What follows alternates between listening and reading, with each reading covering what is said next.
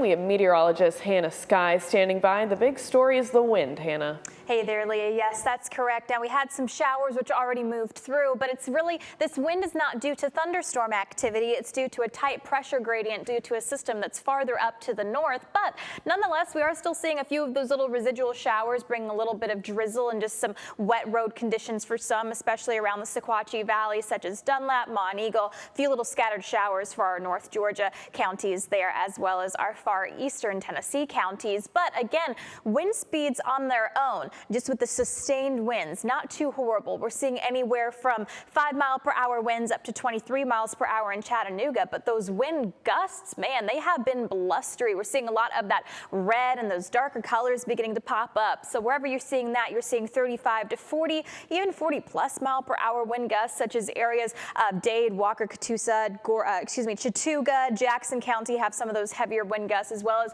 portions of Marion through Sequatchie and Grundy County, kind of in those higher elevation areas. So again, keep that in mind. Unsecured objects, you might want to tie those down, and if you have a trash can outside, hopefully, it's got some stuff in it to keep it from blowing away, or at least, starting to tip over. So again, not expecting it to be flying down the road or, part of the jet stream, but still kind of between the, might be tipping over or could possibly want to kind of push where it's not supposed to go. That's going to be possible with some of these wind gusts that we're experiencing here. And because of those gusty winds, which are, blowing some of those tree limbs around, possibly pushing them onto power lines, we are seeing some of those power outages.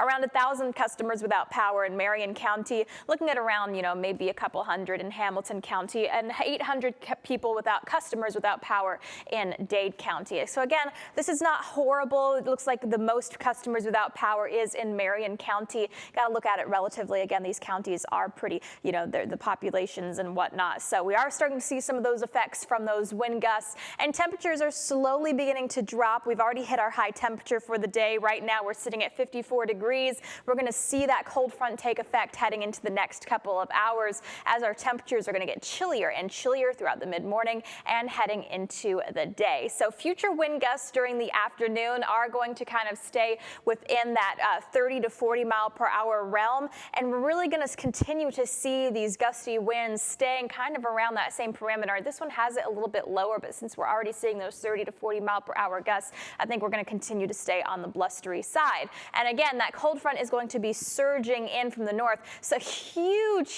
difference in temperature. You're going to notice I believe these are actual temperatures. So, you got temperatures in the single digits all the way to the Midwest and farther out there around Omaha, Florida, around 65 degrees. So this massive temperature difference across the United States as this temperature drop and cold front begins to take place. So again, by the time we're heading into your Monday evening, temperatures are going to be in the mid to the lower 30s. By the time we're heading into your Tuesday morning, those temperatures are going to drop down into the 20s across our area. Feels like temperatures feeling like the teens, the mid-teens, even pushing kind of close to those tens numbers in your higher elevations up to the north. Now again, it looks like we have that 50% chance of rainfall on there, but we're still seeing a few little scattered showers, but overall it's going to dry out as we head into the rest of the day and should stay on the drier side all the way through until the weekend. Back to you.